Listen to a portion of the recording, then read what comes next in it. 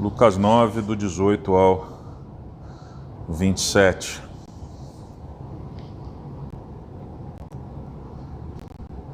Diz assim a palavra do Senhor.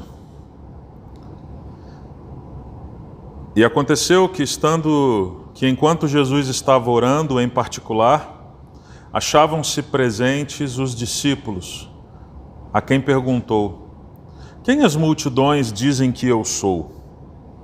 Eles responderam: uns dizem que é João Batista, outros dizem que é Elias, e ainda outros dizem que um dos antigos profetas ressuscitou. Então Jesus perguntou: e vocês, quem dizem que eu sou? Respondendo, Pedro disse: o Cristo de Deus.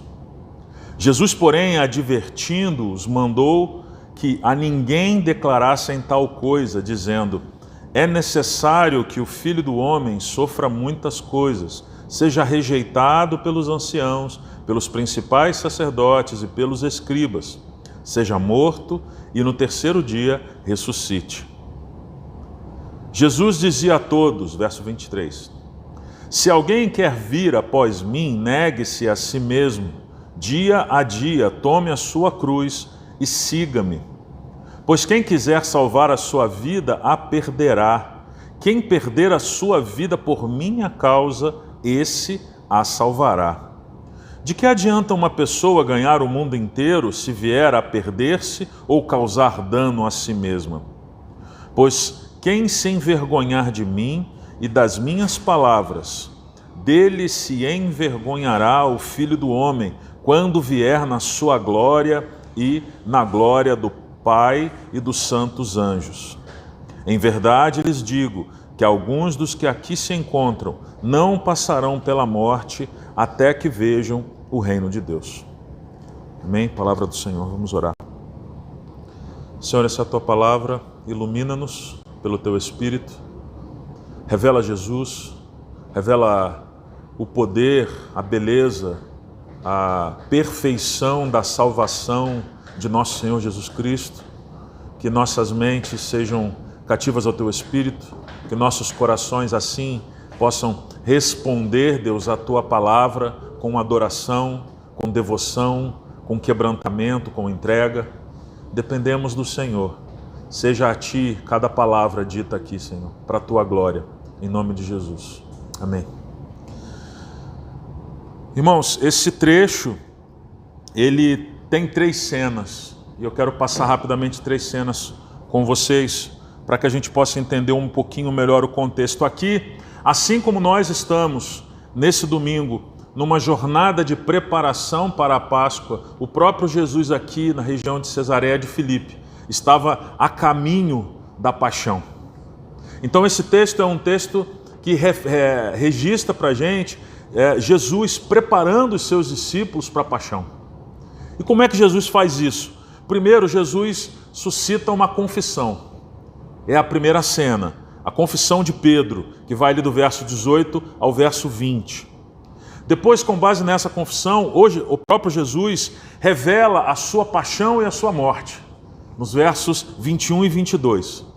E depois, dos versos 23 ao 27, Jesus vai falar a respeito do discipulado que segue o exemplo do Mestre, do discipulado que segue o exemplo do Messias, daquele que sofre. Então vamos à cena 1, a confissão de Pedro. O primeiro ponto que eu queria destacar aqui está no início do verso 18.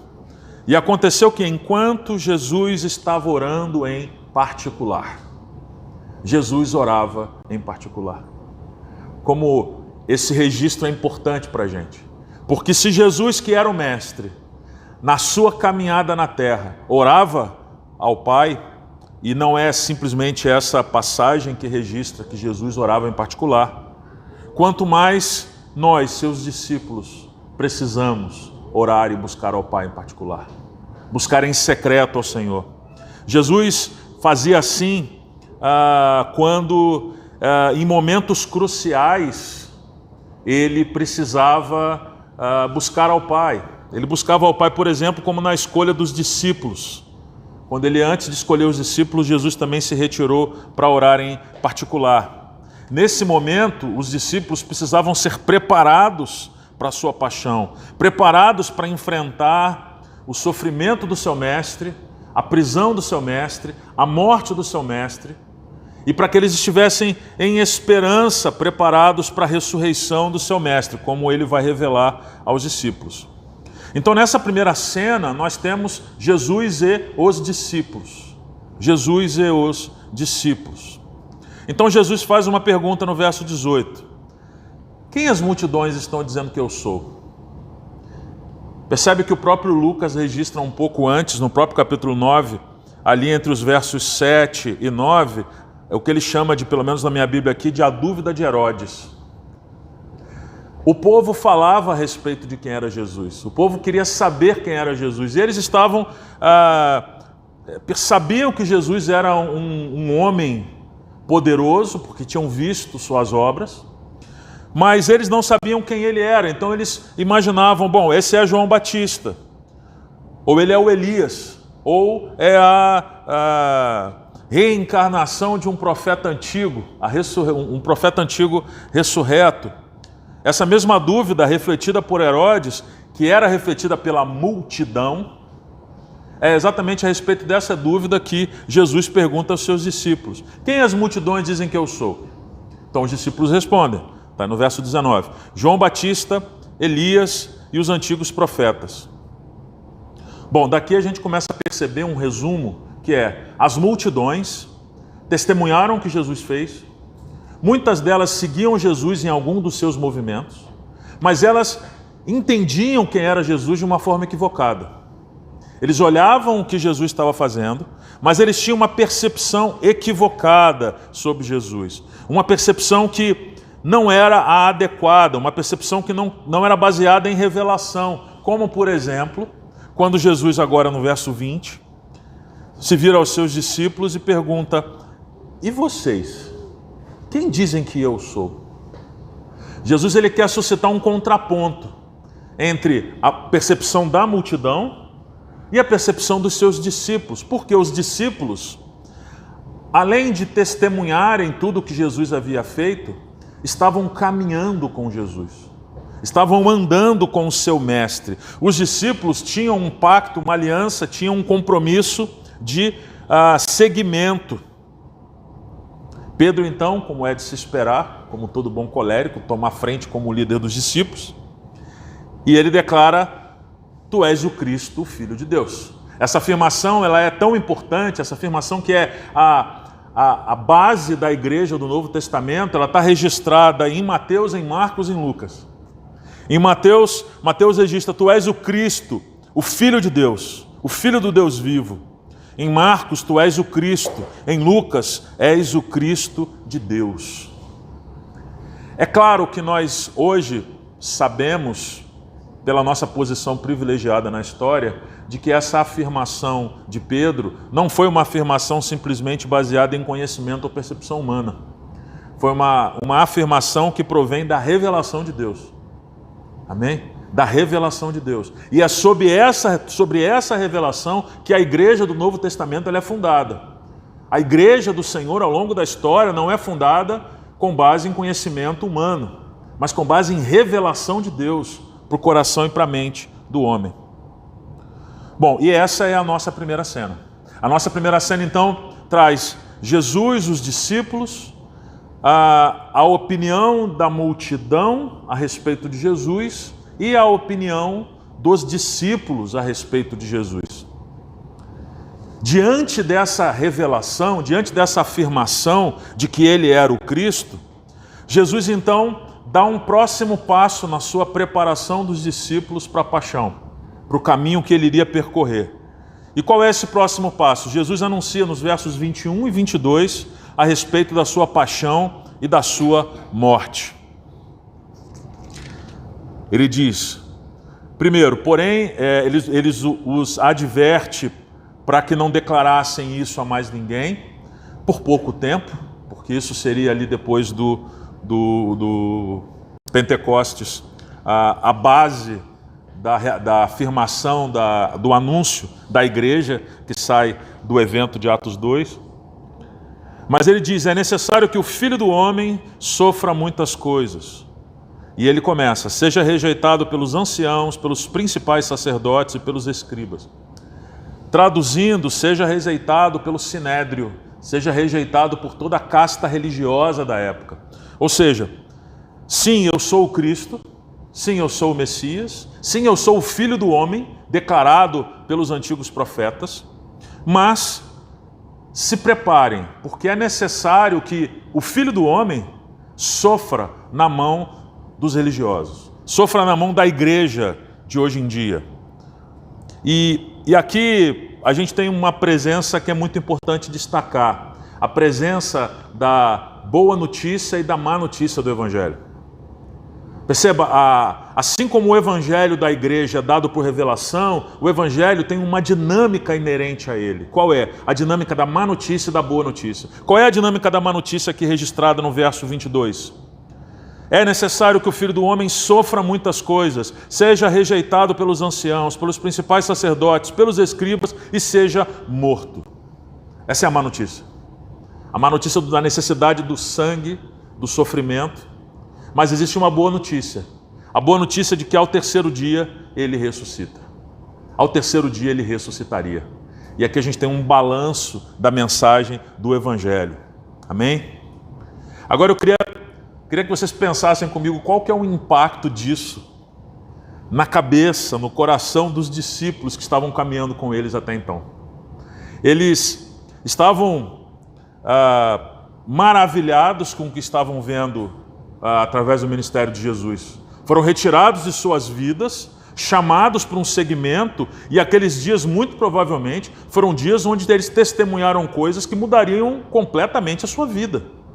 Tanto é que esses foram os homens que foram utilizados por Deus para expandir a igreja na terra. Suas vidas completamente transformadas. E o que é que o seu mestre fala? O seu mestre fala assim, olha, eu vou ser rejeitado por aquelas pessoas que têm autoridade, que representam Deus, seja pelo cargo, como os sacerdotes, seja por uma questão de origem familiar, como os anciãos, ou seja pelo próprio conhecimento, os escribas.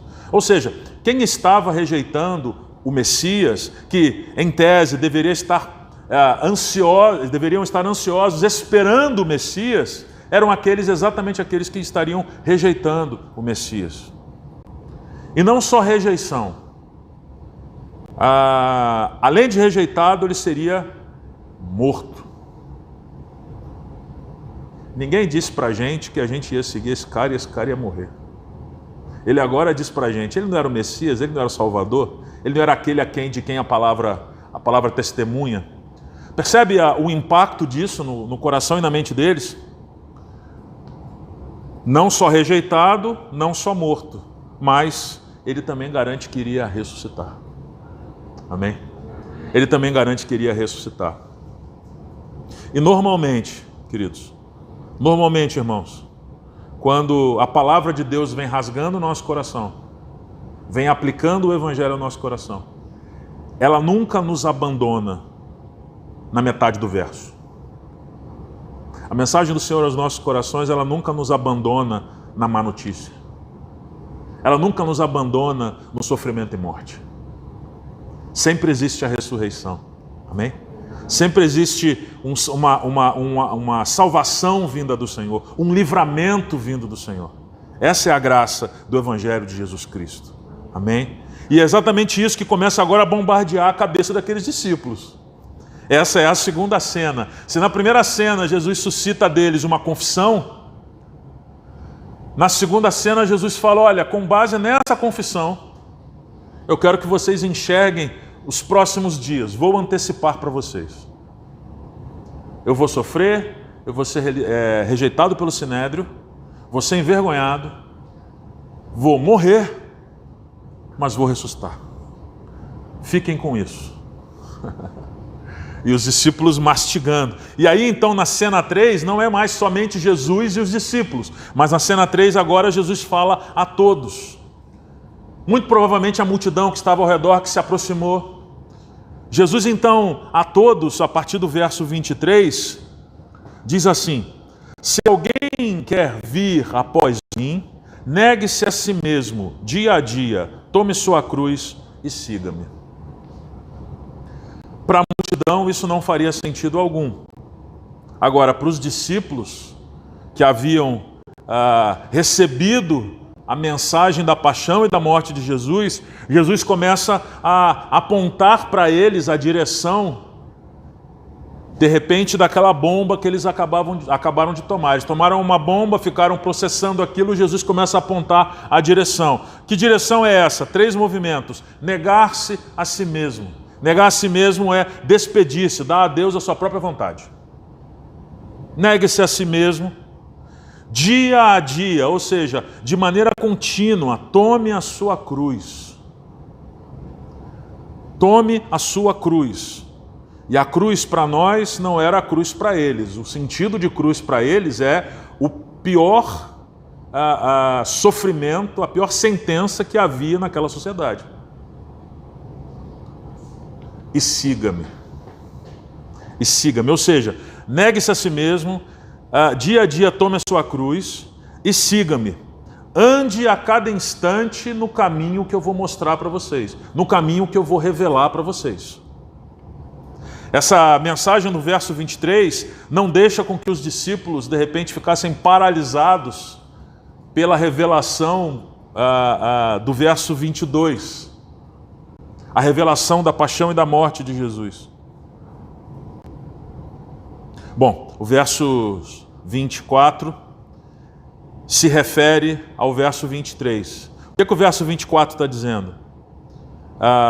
Quem negar a si mesmo, quem tomar a sua cruz e me seguir, viverá.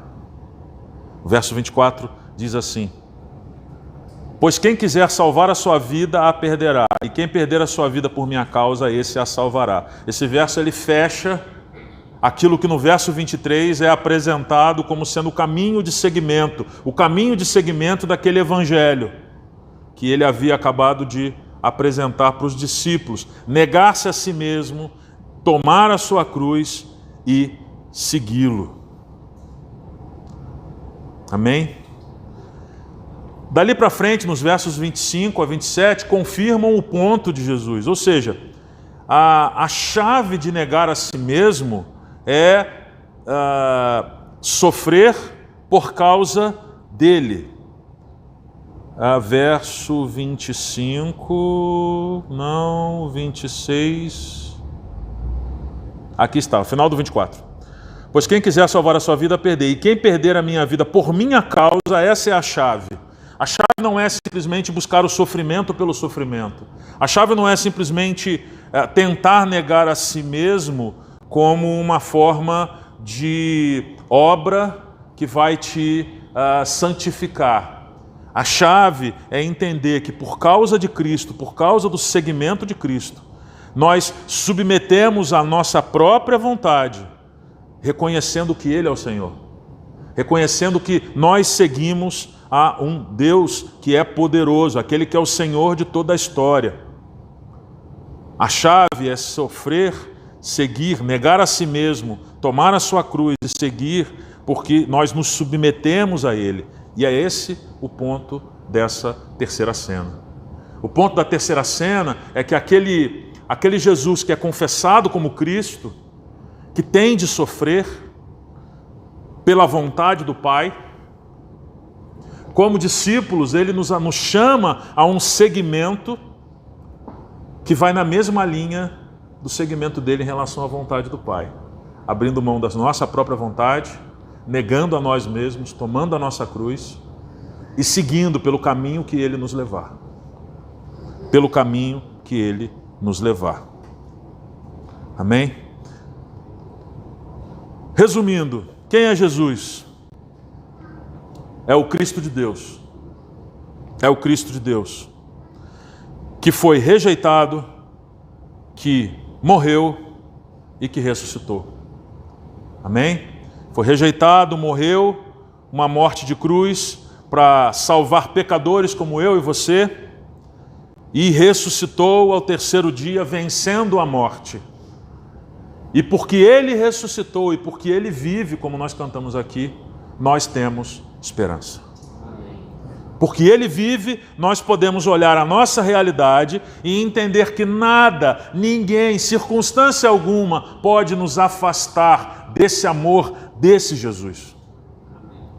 Nós estamos protegidos nas mãos desse Deus. Mas o texto, além de falar a respeito de Cristo, também nos fala a respeito dos seus discípulos. Ele nos apresenta a característica, o cerne do discipulado. Negar a si mesmo, tomar a sua cruz e seguir os passos de Jesus. Evangelho, irmãos, não é uma corrida de 100 metros. Não é a respeito de ganharmos ou estarmos, por exemplo, num processo de plantação de uma congregação, de consolidação de uma congregação, correndo 100 metros para ver quem chega primeiro. Evangelho, como dizia Eugene Peterson, é uma longa obediência na mesma direção. O que eu e você, como discípulos do Senhor, devemos buscar, se devemos visualizar, ter em mente alguma visão, ter em mente alguma imagem para nos focar, deve ser nos focar com o cabelinho branquinho, ainda servindo ao Senhor, ainda amando Ele, ainda gastando a nossa vida em prol da sua glória. Uma longa obediência na mesma direção. Isso não é uma corrida de 100 metros. Por isso eu quero te convidar a olhar a sua própria vida, a luz da eternidade, a luz de um longo caminho. Nós fazemos planos e muitas vezes temos expectativas em terrenos curtos, porque é onde os nossos planos alcançam. Por isso que nós não podemos ficar limitados aos nossos planos. Nós precisamos buscar na palavra e entender qual é a vontade do Pai para nós. Porque aqui existem planos de longa duração. A longa obediência não pode ser guiada por planos de curta duração. A longa obediência, ela não é guiada por planos que são gerados em torno de coisas transitórias. A longa obediência, ela é, sobretudo, pautada em questões que são eternas.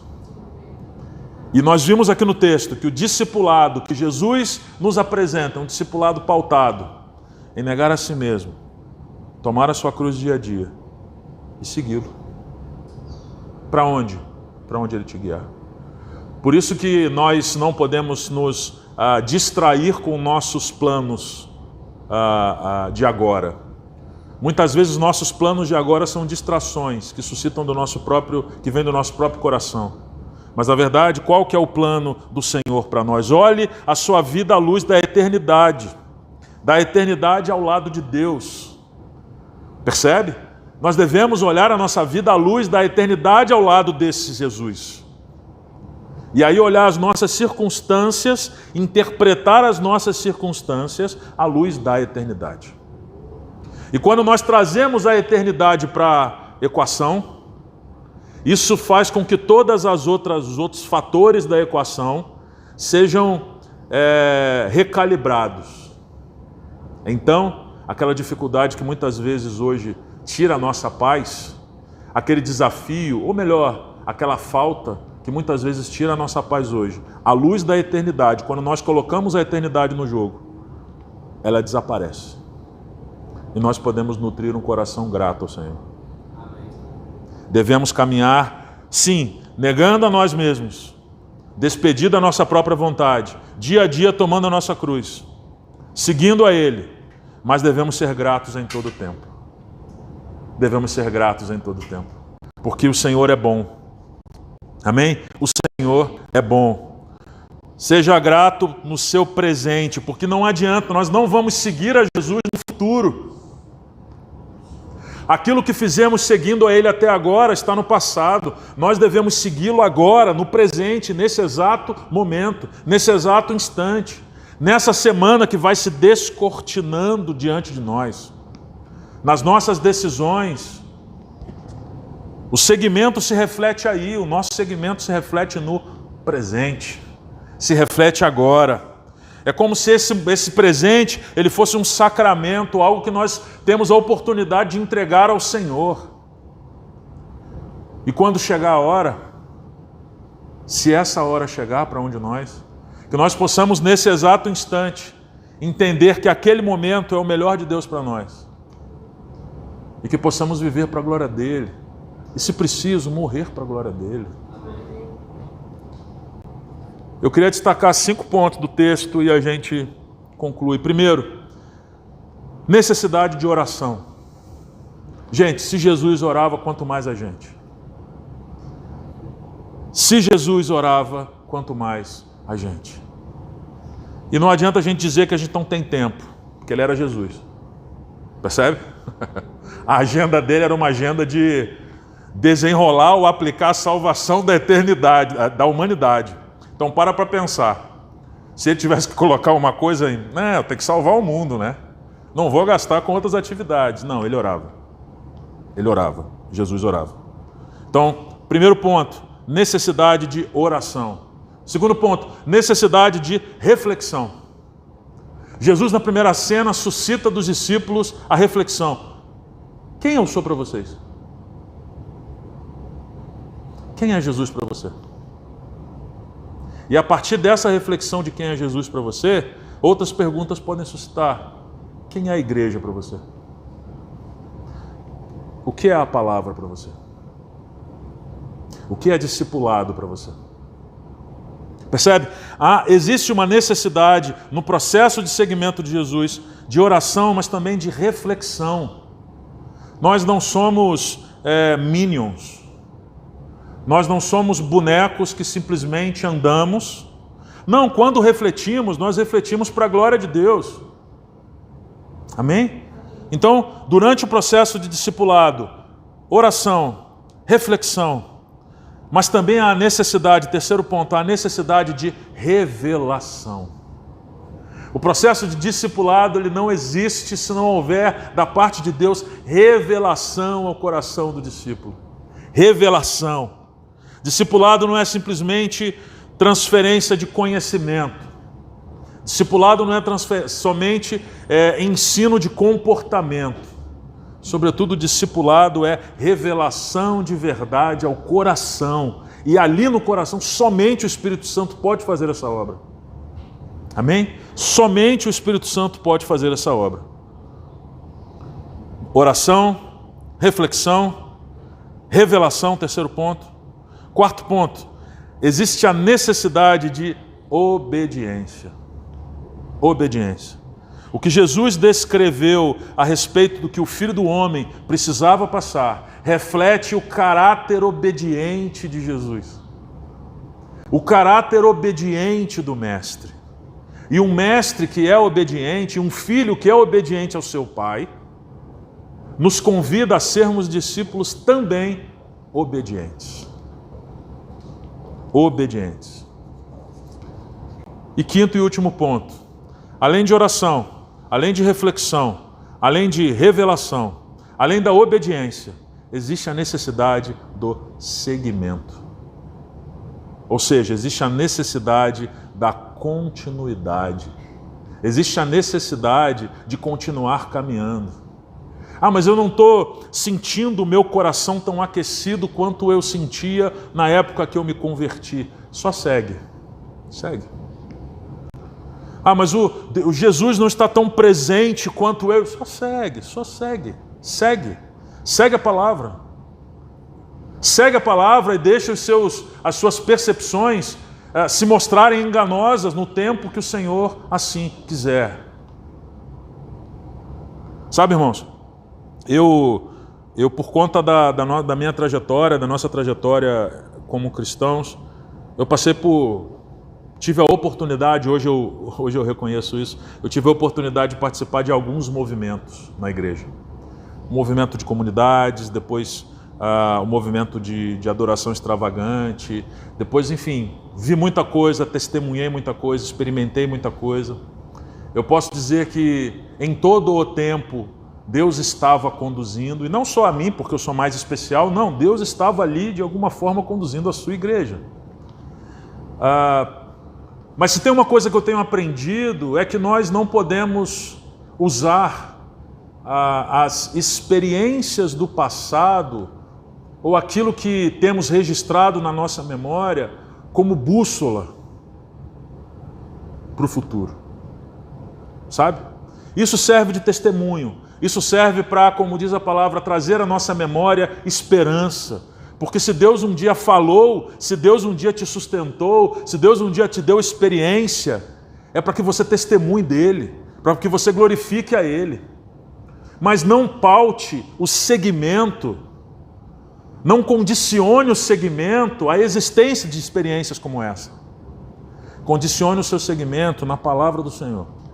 Condicione o seu segmento na convocação do mestre que sofreu, na convocação do mestre que foi rejeitado, na convocação do mestre que morreu, na convocação do mestre que ressuscitou. E porque ele ressuscitou, nós hoje podemos segui-lo. Na convocação do mestre que diz: negue-se a si mesmo, negue-se a sua própria vontade. Carregue a sua cruz. Qual é a sua cruz? Qual é a minha cruz? Qual é o fardo que devemos carregar? Até mesmo para discernir, nós precisamos de revelação. Até mesmo para discernir, percebe? Então assim, o primeiro passo é negar a si mesmo e andar. Vai com ele, vai com a igreja, vai buscando a vontade dele na palavra. E o Senhor, aos poucos, à medida que o segmento continuar, ele vai revelando, delineando para você a cruz, delineando para você as circunstâncias que ele próprio está trazendo ao seu próprio coração para fazer de você, para fazer de mim um discípulo, uma discípula fiel do Senhor. Amém? O presente, ele é um instrumento poderoso nas mãos do Senhor.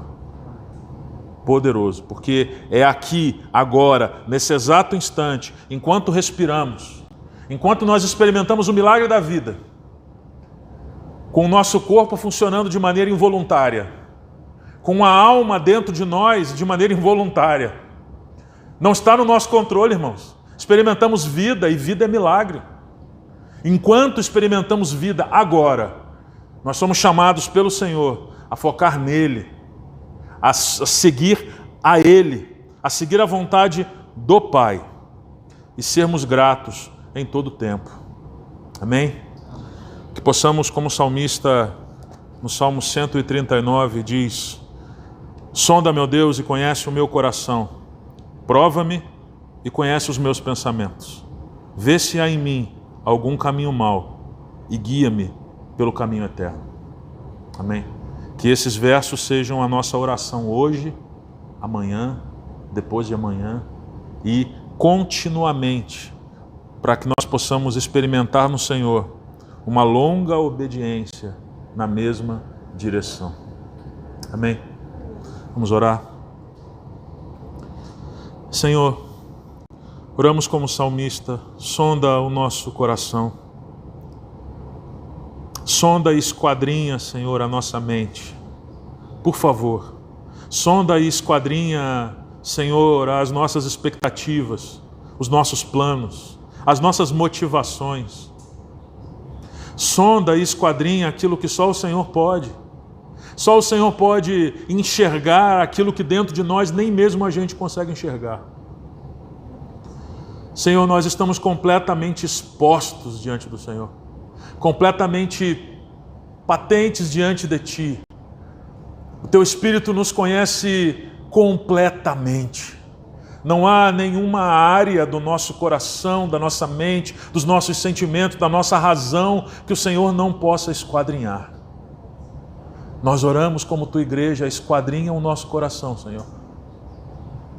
Sonda-nos. Vê se há em nós algum caminho mau.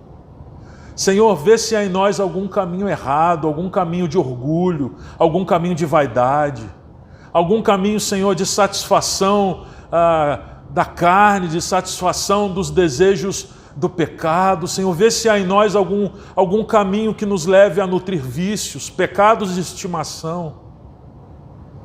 Vê se há em nós algum caminho errado, Senhor. Nós te pedimos, vê se há em nós, traz à tona na nossa consciência aquilo do qual precisamos nos arrepender. Revela-nos, Senhor, aquilo que precisamos abrir mão, aquilo que precisamos deixar de fazer e aquilo que precisamos começar a fazer. Sonda-nos, conhece-nos, esquadrinha-nos, vê se há em nós algum caminho mau e guia-nos pelo caminho eterno. Guia-nos pelo caminho da Tua verdade.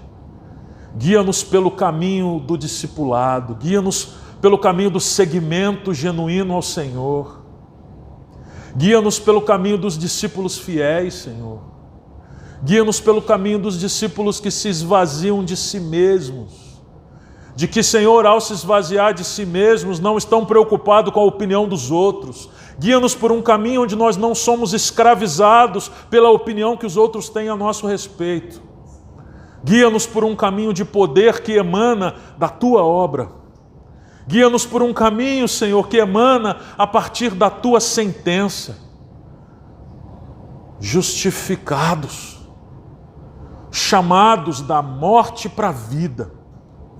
Isso nos habilita a sermos Teus filhos e a sermos Teus discípulos, Senhor. Que nesse caminho do discipulado que se abre diante de nós, o Senhor possa nos ajudar a negar a nossa própria vontade. Nos revela, Senhor, qual é a nossa cruz. Nos revela, Senhor, a nossa parte no Teu sofrimento, Jesus. Senhor, nós oramos assim para que a gente não fique enganado, sofrendo efeitos de pecados não confessados e chamando isso de nossa cruz. Por isso nós pedimos que o Senhor sonde o nosso coração, Senhor.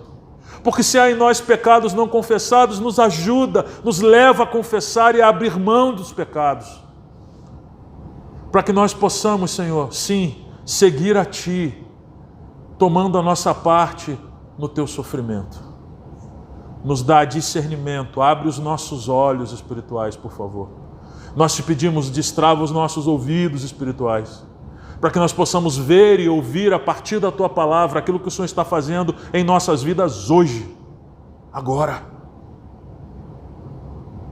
E nos dá, Senhor, persistência, nos dá, Senhor, fé, nos concede fé para obedecer e não ter pressa em continuar obedecendo. Nos ensina, por favor, e nos mostra que obedecer é a nossa vida.